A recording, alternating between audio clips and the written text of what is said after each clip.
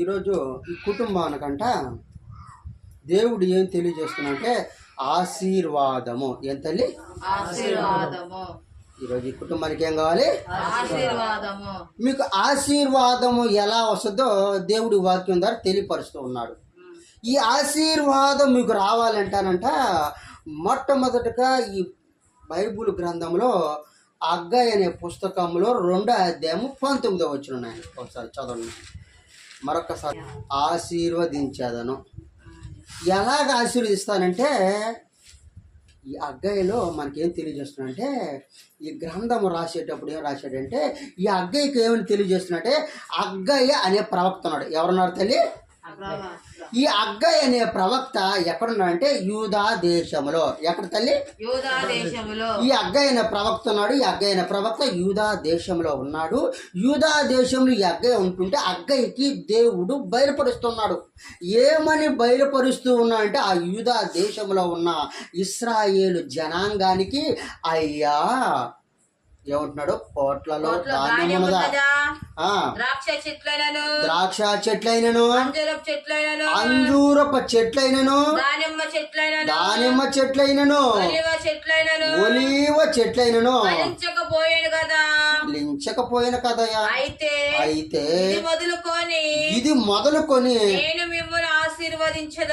నేను మిమ్మల్ని ఆశీర్వదించేదను.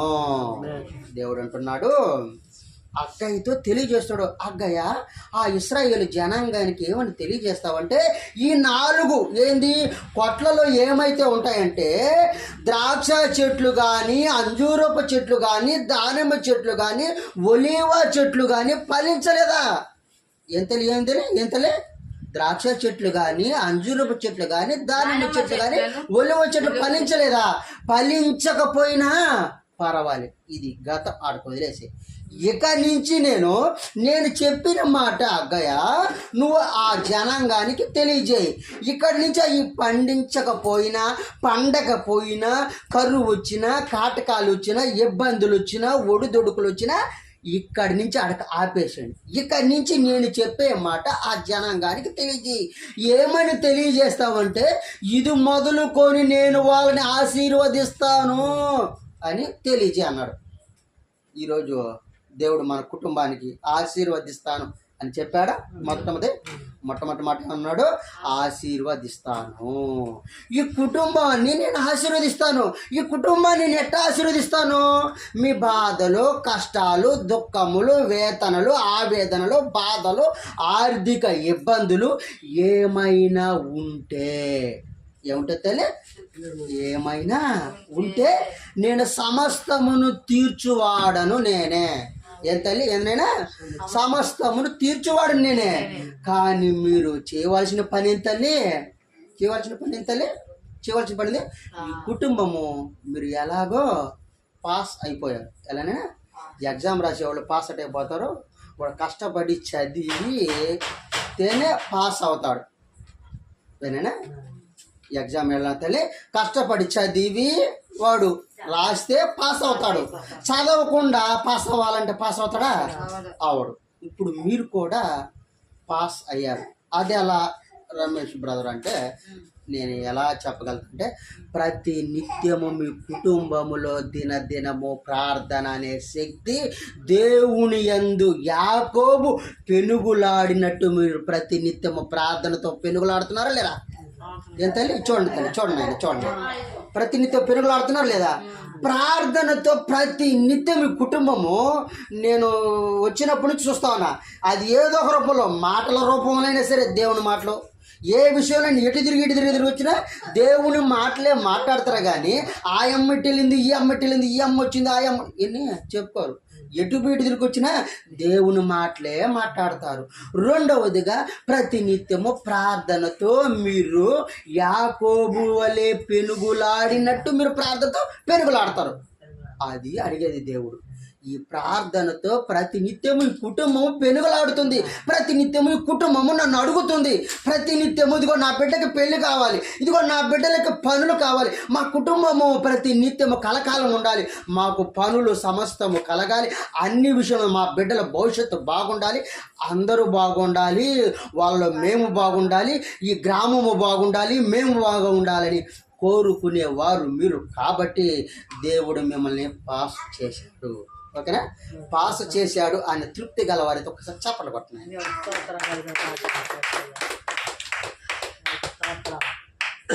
అప్పుడే అంటున్నాడు, మీరు ఆయన పని చేసిన వారు గనుక, ఆయనకి ఇష్టమైన పని చేసిన వారు గనుక మిమ్మల్ని దేవుడు ఆ ఇశ్రాయేలు జనాంగాన్ని ఆశీర్వదించినట్టు ఈ కుటుంబాన్ని దేవుడు ఆశీర్వదించునుగాక. ఈ ఛానల్ ద్వారా చూస్తున్న బిడ్డలు కూడా ఈ కుటుంబాన్ని ఎలాగైతే ఆశీర్వదిస్తున్నాడో, ఈ ఛానల్ ద్వారా ఈ మాటలు వింటున్న బిడ్డలు కూడా దినదినము వాళ్ళని దేవుడు ఆశీర్వదించునుగాక. సమస్తము బాధలు, కష్టాలు, మీ యొక్క సమస్యలు ఏదైనా ఉన్నట్లయితే ప్రతి నిత్యము మీరు ప్రార్థన చేసినట్లయితే మీ సమస్త యావత్తు అన్ని తీసివేసి మిమ్మల్ని సకల సంతోషాలతో దేవుడు నిలబెట్టునుగాక. అలాగే అంటున్నాడు తల్లి. ఇప్పుడు మనము దేవుని యొక్క ఆశీర్వాదము పొందుకోవాలంటే మనం ఏం చేయాలి తెలుసా? మొట్టమొదటి గంట పరిశుద్ధ హృదయము కలిగిన వారుగా ఉండాలి. ఎలా ఉండాలి తల్లి? పరిశుద్ధ హృదయము కలిగిన వారు అయితే దేవుని యొక్క ఆశీర్వాదము మీరు పొందుకుంటారంట. ఏం తెలియదు నాయనా? పరిశుద్ధ హృదయము కలిగిన వారైతే దేవుని ఆశీర్వాదం పొందుకుంటారు. మీరు పరిశుద్ధ హృదయము కలిగిన వారు కనుక బైబిల్ను పట్టుకున్నారు, బైబిల్ చదువుతున్నారు, దేవుని మాటలు ఆలకిస్తున్నారు, ప్రతి సండే చర్చికి వెళ్తున్నారు, దేవుణ్ణి ప్రతి నిత్యము కొని ఆడదగుతూ ప్రార్థనలో ఉన్నారు కాబట్టి పరిశుద్ధంగా ఉన్నారు కనుక దేవుడు మీ యొక్క పరిశుద్ధమైన హృదయమును, ఆయన హృదయం ఏమనేది ఆయన ఏం చెప్తాడు? మీ యొక్క హృదయములో ఉన్నది నేనేనయ్యా, హృదయమే ఆలయం అన్నాడు. అందుకే దేవుడు అంటున్నాడు, మీ పరిశుద్ధమైన హృదయములో దేవుడు కలకాలము ఉండునుగాక. మీ పరిశుద్ధ హృదయమును ఎటువంటి సాతానులు వచ్చినా, ఎటువంటి వారు వచ్చినా త్రొల్లించి పక్కకి నెట్టి వేసినా, ఎటు దారి తప్పించినా, మళ్ళించిన ఎట్టైనా సరే ఆ పరిశుద్ధ హృదయం మీరు కాపాడుకుంటూ దేవుని కోసం కనిపెట్టేవారుగా ఈ కుటుంబం ఉండాలని ఆశపడుతున్నారు. అటువంటి ఆశ కలిగిన వారు, పరిశుద్ధ హృదయం కలిగిన వారు కాబట్టి దేవుడు మీ కుటుంబాన్ని దీవించునుగాక. రెండవది గంట భయభక్తులు కలిగిన వారికి ఆశీర్వాదం ఉంటుందంట. ఎంత లేనైనా భయభక్తులు కలిగిన వారికి ఆశీర్వాదము ఎలా కలుగునంటే, ఉదాహరణ ఎగ్జాంపుల్గా దావీదు దేవుని యందు భయభక్తులు కలిగిన వాడు గనుక దేవుడు ఆ సింహాసనము ఎక్కించగలిగాడు. అంతే కదా తల్లి? గొర్రెలు కాచుకునేవాడిని సింహాసనం మీద ఎట్లా తీసుకెళ్తాడు?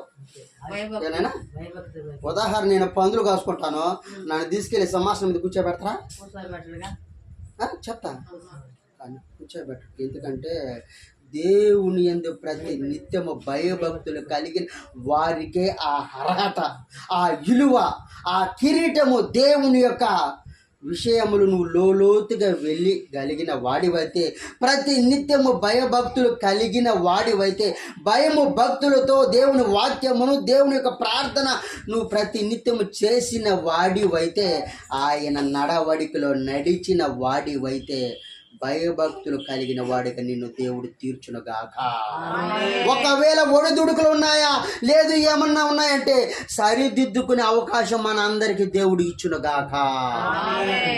మన కుటుంబంలో ఎవరైనా సరేనైనా భయభక్తులు లేక తిరుగుతున్నారు, భయభక్తులు లేక నడవడికల్లో నడుస్తున్నప్పుడు మనం ఏం చేయాలి? మందలించవలసిన బాధ్యత మనకుంది, చెప్పవలసిన బాధ్యత మనకి ఉంది. చెప్పండి. తర్వాత వాళ్ళు ఏదో ఒక రోజు తెలుసుకుంటారు, అయ్యా మా అవ్వ కొడుతుంది, మా అమ్మ కొడుతుంది, మా నాన్న కొడతాడు. నేను చక్కగా స్కూల్కి వెళ్ళాలి, చక్కగా దేవుని యందు నడవడిక ఉండాలి. ఒకవేళ నేను నలుగురికి చెప్పేవాడిగా నేను ఉండాలి అనే విధంగా భయభక్తులు దేవుని యందు కలిగిన వారుగా ఉంటారని దేవుడు వాక్యం ద్వారా తెలియపరుస్తున్నాడు నాయన. మూడవది గంట అంట నాయన ఉపకారము చేసేవారుగా ఉండాలి. ఎలా ఉండాలి తల్లి? ఉపకారం చేసేవారు. నువ్వు ఉపకారము చేసేవాడిగా నువ్వు ఉంటే దేవుని ఆశీర్వాదం నువ్వు పొందుకుంటావంట. నువ్వు ఉపకారము చేయలేకపోయినా పర్వాలే, ఒకరు నువ్వు సహాయం చేయలేకపోయినా పర్వాలే, కానీ ఎదుటి వారిని దూషణతో నువ్వు తిట్టకూడదు. ఎదుటి వారిని నువ్వు దూషించి ఏలన అవహేళన చేయకూడదు. నువ్వు చేయలేకపోయినా పర్వాలే, ఆ యొక్క అవకాశం వేరే వాళ్ళైనా పొందుకుంటారు, అంతేగాని దూషణ చేయకూడదు. వాడు ఇట్ట అవ్వాలి, ఇట్ట అవ్వాలి. ఎందుకంటే వీడు చావా, వీడు ఎప్పుడు చేస్తాడు, ఎప్పుడు పోతాడు, వీడు ఎప్పుడు పెండాకుడు పెట్టి ఇది తిడతా ఉంటే ఆమె ఏంటంటే దూషణ అంటే తిడతా ఉండేది. తిట్లు రోజు ఆ తిట్లుకి భరించలేక ఏం చేశాడంటే ఆత్మాహుతి చేసుకుని చనిపోయాడు. చూడంటే దూషణ చేస్తే, తిట్టితే, ఎదుటి వారిని నువ్వు హేళన చేసి చులకనగా మాట్లాడితే, తిడితే అవుతే వాడు చావు దాకా వెళ్ళిపోతాడు. చావు వెళ్ళిన తర్వాత మళ్ళీ తిరిగి తీసుకొస్తావా? బ్రతికుంటే బజ్జీలని అమ్ముకొని బతుకుతాడు, ఊపురుంటే ఉప్పు గల్లాన్ని అమ్ముకొని బతుకుతాడు. అంతేగాని ఉపకారము నువ్వు చేయలేకపోయినా అపకారం చేయబాగనైనా అని అంటున్నాడు దేవుడు. అది మూడో విధంగా ఉపకారము చేసేవాడు అయితే చెయ్యి. 10 రూపాయలు 20 రూపాయలు సంథింగ్ నువ్వు ఎంతలో ఉన్నావో ఇవ్వగలతో అంత ఇచ్చేసి, అంతేగాని అపకారం చేయబాకు అని అంటున్నాడు.